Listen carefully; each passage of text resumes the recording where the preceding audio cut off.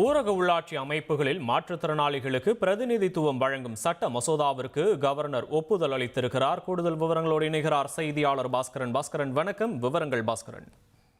தமிழகத்தில் உள்ளாட்சி அமைப்புகளில் மாற்றுத்திறனாளிகளை நேரடியாக நியமன முறையில உறுப்பினர்களாக்குவதற்கான சட்ட முன்வடிவ தமிழக முதலமைச்சர் மு க ஸ்டாலின் பேரவையில கடந்த கூட்டத்தொடரில் தாக்கல் செய்திருந்தார். இதன் மூலமாக ஒரு 13,988 மாற்றுத்திறனாளிகள் உள்ளாட்சியில் உறுப்பினராக நியமனம் செய்யப்படுவார்கள் என்பதும் தமிழக முதலமைச்சருடைய தகவலாக இருந்தது. அந்த வகையில பார்க்கும்போது மாற்றுத்திறனாளிகளுடைய பிரதிநிதித்துவம் வழங்கக்கூடிய சட்ட மசோதாவுக்கு ஆளுநர் RN ரவி அவர்கள் ஒப்புதல் அளித்திருப்பதாக தகவல் கிடைக்கப்பட்டிருக்கிறது.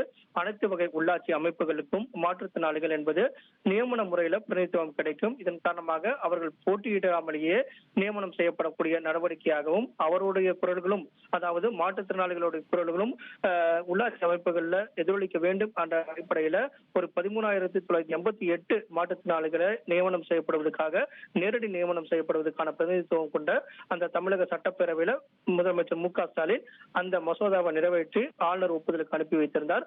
ஆளுநர் RN ரவி அந்த மசோதாவுக்கு ஒப்புதல் அளித்திருக்கிறதாக தகவல் கிடைக்கப்பட்டுள்ளது. விவரங்களுக்கு நன்றி பாஸ்கரன்.